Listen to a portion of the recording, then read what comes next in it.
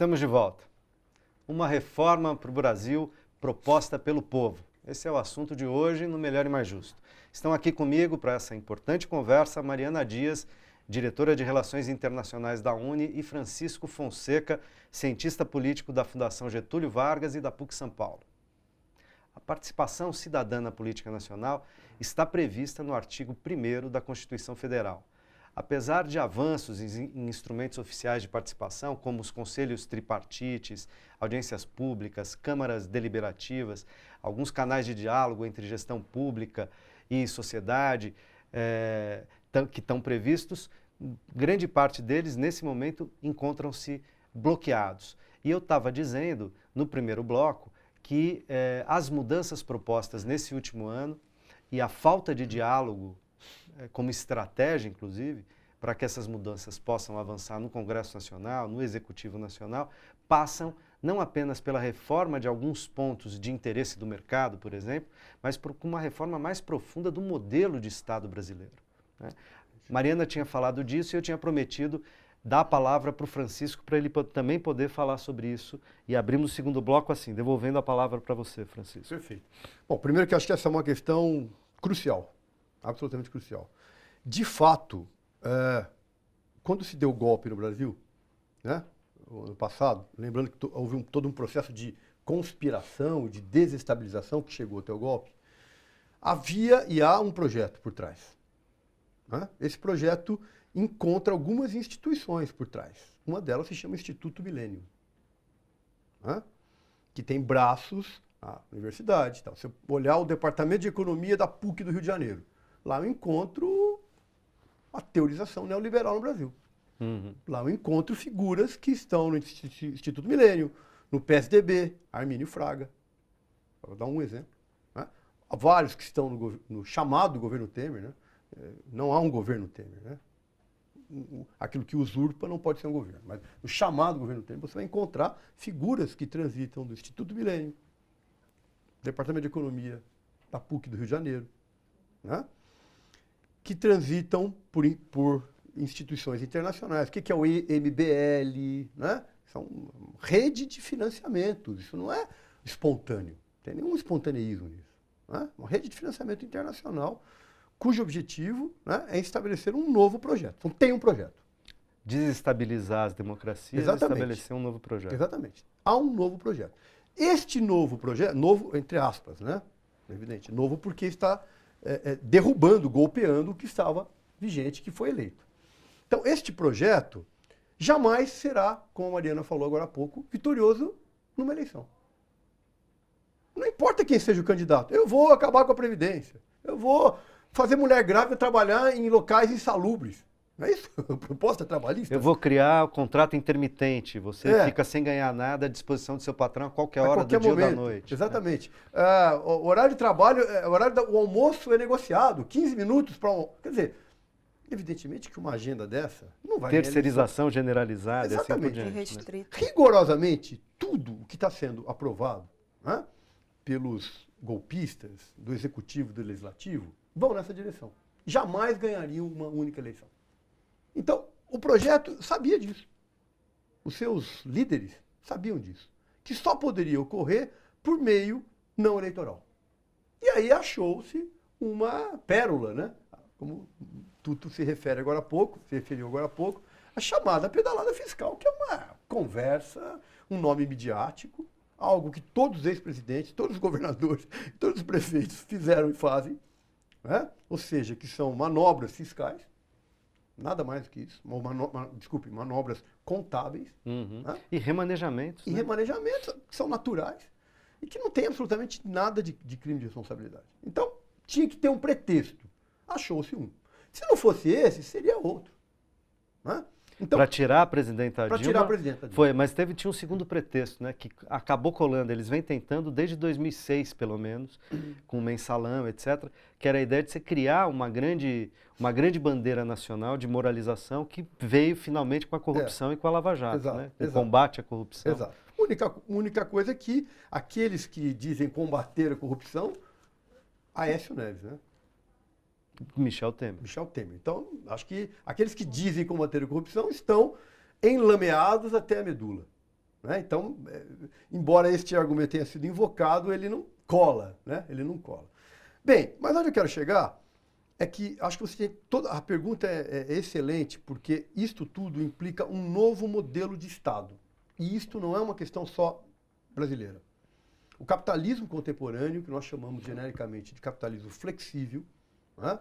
E não mais aquele capitalismo regulado, regulamentado, que a literatura chamou de fordista keynesiano. Né? Esse capitalismo flexível da terceira, e alguns já dizem quarta revolução industrial, requer um tipo de mão de obra, um tipo de capital, um tipo de economia e de sociedade inteiramente precarizada e flexibilizada. Então, este é um projeto internacional, é uma necessidade do capitalismo internacional, antipopular, antitrabalhadores, antissocial. Então, o que este projeto, olhando numa perspectiva macro, internacional, aproveitando que a Mariana é de Relações Internacionais, não é isso? O Brasil é um país da periferia do sistema político, mas que alçou, durante o governo Lula, ousou criar o fundo dos BRICS, o banco dos BRICS. Não depender mais do Banco Mundial, não depender mais do Fundo Monetário Internacional, fortalecer o Mercosul, ir para a África, ir para a América Latina, inclusive apoiando as suas empresas como o Odebrecht e outras. Como a JBS. A JBS, exatamente, fazendo aquilo JBS. que os estados capitalistas centrais fazem à torta e à direita. Tira o Estado nos Estados Unidos e o que acontece com o Vale do Silício? Acaba. Né? Enfim. As montadoras também. As montadoras. A indústria do carvão também. Olha o Trump, o que ele anda fazendo. Exatamente. Né? A figura do Donald Trump é exatamente isso. Né? O nacionalista que leva ao limite a proteção. Né? Então, o capitalismo internacional, o capitalismo internacional é muito genérico. O G7. No interior do G7 tem um país decadente de um lado e muito cioso por outro de não aprofundar essa decadência. Estados Unidos. Vem promovendo um processo de desestabilização. Né? Nessa desestabilização, o Brasil é um país-chave. Por quê? Começou a ter uma ascendência regional, não é isso? Fortalecendo instituições como o Mercosul e outras, e os BRICS, né? Uma cada vez maior independência e um jogo geopolítico e geoeconômico que não interessava a este país muito cioso, né? De garantir a sua hegemonia mundial. Então, estou tentando falar que tem duas coisas para pensar que isso chegou no Brasil. A primeira é que tem um projeto político. E isto não é teoria da conspiração, né? Que é outra história quando a gente fala disso. Não, você acha que tem gente conspirando. Primeiro que tem, né? Tem conspirando. Mas segundo que essa conspiração é algo complexo. Não é algo, né, preto e branco, é algo complexo. Segundo lugar, que há uma economia internacional que olha para o Brasil e olha para o mundo, mas aqui o Brasil é a periferia do sistema, e diz, este país tem que ser receptáculo dos capitais internacionais. Um país autônomo não interessa. A junção dessas duas questões... Um país com uma economia desse tamanho, com um território desse tamanho, com essa quantidade de população, se autonomizar, vira um player, né? Exatamente. Quem é player hoje não quer, né? Exatamente. E mais, que tem recursos naturais muito importantes. Água. E aqui eu queria lembrar, além da água, tudo. do aquífero Guarani, não é isso? Do pré-sal. E que o Assange nos diz coisa muito interessante, né? O presidente da Petrobras, além da presidente Dilma, foi gravado nas suas ligações celulares pelo governo dos Estados Unidos centenas de vezes. Os Estados Unidos sabiam estrategicamente de tudo o que acontecia em torno do pré-sal. Né? Então, mais uma vez, isso não é conspiração. Ou melhor, uma teoria conspirativa. Isso são fatos que montam um quebra-cabeça em que o Brasil era uma espécie de bola da vez. Não dá para ter um país autônomo, um jogador internacional, um player, né, que faz Copa do Mundo, que faz Olimpíadas, tudo melhor do que outras, final, feitas ao longo da história, que tem várias excelências. Né? A Petrobras precisava ser destruída, porque ela tem tecnologia de perfuração em águas profundas. A Odebrecht constrói parte do aeroporto de Miami foi construído pela Odebrecht. Né? Enfim, então a destruição dessas empresas estatais e privadas é um projeto fundamental neste circuito Desse internacional. ponto de vista, dá para dizer que o combate à corrupção foi um pretexto para fazer essa destruição. Foi a chamada cortina de fumaça. Todas as petroleiras, se a gente olhar a história das petroleiras, e os Wikileaks mostraram isso abertamente, é uma corrupção brutal, radical. Todas as grandes empresas internacionais são altamente corruptas. Eu queria citar um documentário para os nossos telespectadores, que eu gosto muito, feito por grupos independentes dos Estados Unidos. Chama A Corporação. Em inglês, The Corporation. Ele tem no YouTube, basta procurar A Corporação. É um documentário que mostra o poder desmesurado das grandes empresas, das grandes corporações.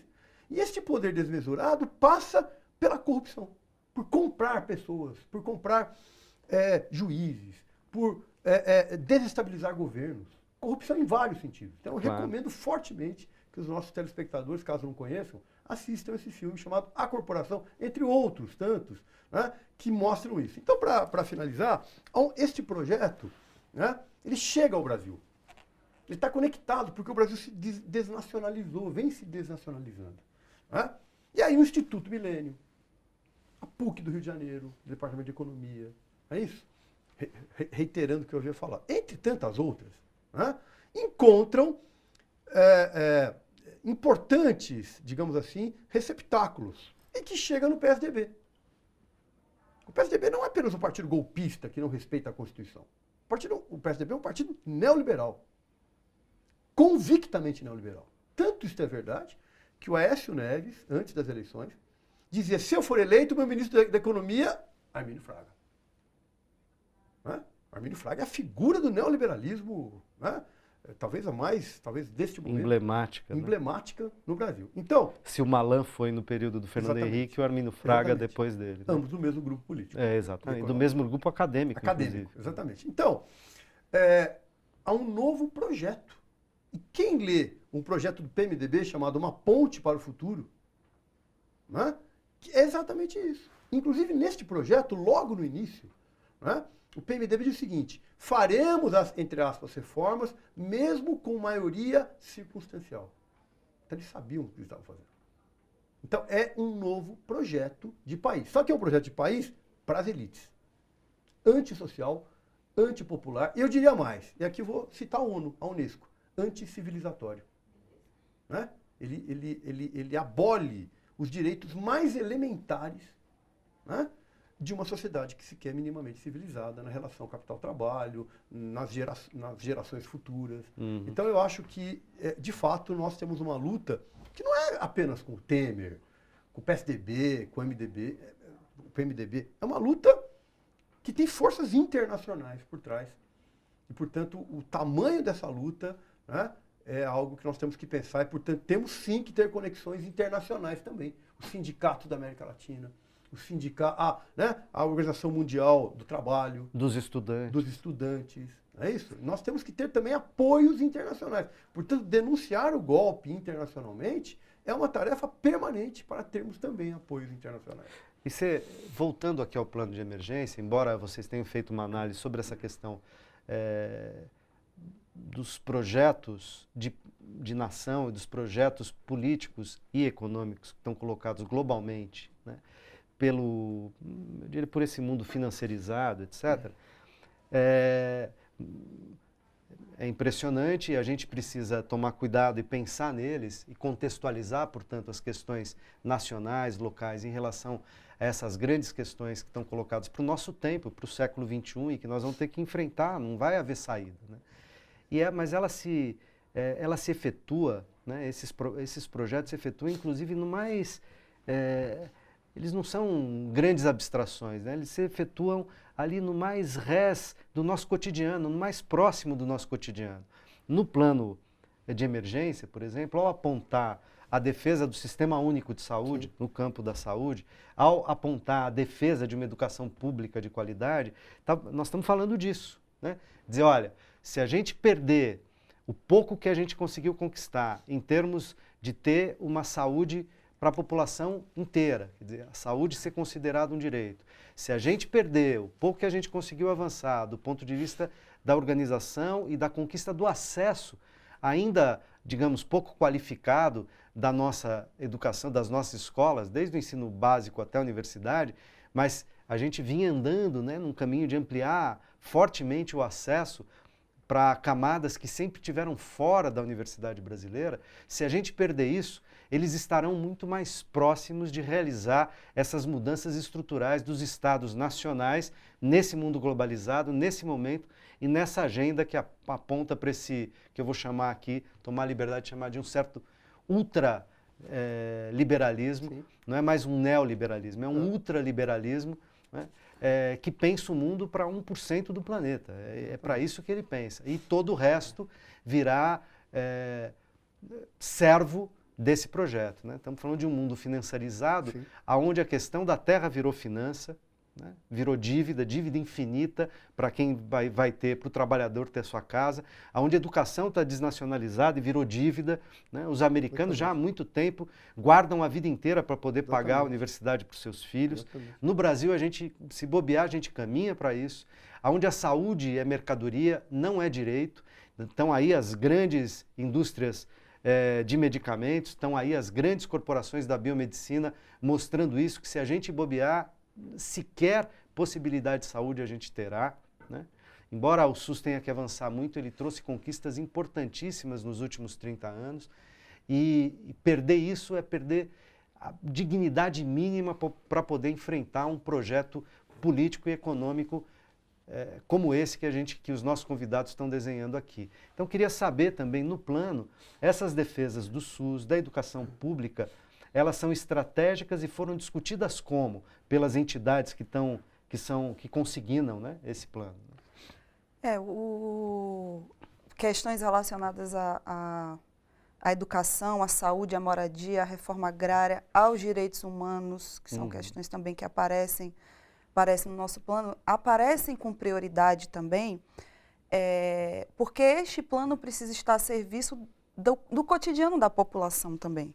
Porque não adianta só a gente falar de dívida pública, não adianta só a gente falar de coisas que estão por cima da política, sem tocar a população no seu cotidiano, de saber como é agressivo dentro da sua própria casa, dentro da sua própria escola, da universidade, o que tem acontecido no Brasil. E quando a gente torna, por exemplo, e isso já tem acontecido no Brasil há alguns anos, a quebra da nacionalidade da educação, por exemplo, a gente coloca em risco a nossa soberania, porque hoje, por exemplo, uma das maiores universidades privadas do Brasil, elas não são nacionais, elas são estrangeiras. De grupos de investidores, né? Como Croton, a Anhanguera e outras tantas. E essas universidades, elas funcionam na Bolsa de Valores. Então, a educação brasileira ela foi parar na Bolsa de Valores. Então, a gente percebe, assim como diversas outras questões relacionadas ao cotidiano da população. Que é onde daqui a pouco onde vai parar também a nossa previdência, a nossa saúde, se a gente ficar sentadinho em casa sem fazer nada, né? Exato. Então, isso é tão arriscado para o Brasil que quando a gente falou, e quando a gente foi falar sobre saúde, sobre educação, a gente buscou os movimentos sociais ligados a essas áreas, os especialistas ligados a essas áreas, os conselhos que foram criados nos últimos 10 anos, o Conselho Nacional de Educação, o Conselho Nacional de Saúde se tornou um instrumento fortalecido nos últimos 10 anos para tratar sobre esses assuntos, né? E eu acho que uma das coisas que a gente mais precisa se preocupar, e aí quando você falou que se a gente ficar em casa sentado tudo pode piorar, é porque eu acho que todo esse espetáculo que tem acontecido em relação à política brasileira, ele tem uma intenção também. Claro. E a intenção é fazer com que o povo se afaste cada vez mais da política. Então, quando a gente vê a votação do impeachment transmitido na Rede Globo, quando a gente vê... Num domingo, né? Num domingo, quando a gente vê o Jornal Nacional tornando a política um grande espetáculo midiático. Tudo isso é com intenção. Tornando a recusa da política, a negação da política. Tudo isso é com intenção, né? É para que as pessoas não acreditem que a política é capaz de transformar a vida delas. Claro. E não ter a consciência que os últimos 10 anos foram 10 anos em que a política transformou a vida das pessoas. o governo, o Congresso Nacional, os movimentos sociais, a organização política transformou a vida das pessoas. Então, quando a gente pede para que as pessoas acreditem, participem da política, se organizem, busquem no seu trabalho, na sua universidade, no seu bairro, onde for, métodos de participar da política, para que a gente não entregue a política a Michel Temer, para que a gente não entregue a política a Eduardo Cunha, para que a gente não entregue a política a Aécio, porque esses daí... E não entregue a política a corporações internacionais, a não empresários, a certos Fiesp, a Rede Globo, enfim. Porque essas corporações, esses figurões da política, eles querem que as pessoas não gostem de política, eles querem que as pessoas se afastem da política, porque aí dá espaço para eles, para aqueles que gostam e gostam muito da política, como está aí no Brasil, permanecer e promover reformas e retirada de direitos para favorecer a classe que eles querem representar, né? Que é o 1%. Que é 1% da população. Bom, Francisco, Mariana, a gente podia continuar essa conversa, tem vários pontos no plano de emergência, no plano popular de emergência. A gente tocou em apenas alguns. Eu sugiro que você procure no site da Frente, na página da Frente Brasil Popular, o plano está lá, leia, se interesse, veja que criminalizar a política, que desqualificar o debate público, que desnacionalizar a educação, a saúde, a previdência, o petróleo, a água brasileira, vender as nossas terras para o estrangeiro, não pode ser boa coisa. Se fosse boa coisa, muitos outros países democráticos fariam e não fazem, né? Então é hora da gente se mobilizar cada vez mais. E depois de agradecer os nossos convidados aqui, claro, agradeço também a você que nos acompanhou até aqui. É preciso devolver o Brasil ao seu legítimo e único soberano, o povo brasileiro. É assim que é na democracia. Deveria ser assim no Brasil e vai ser quando a gente reconquistar a democracia. A gente se encontra na próxima quinta ou a qualquer momento pela internet. Um forte abraço.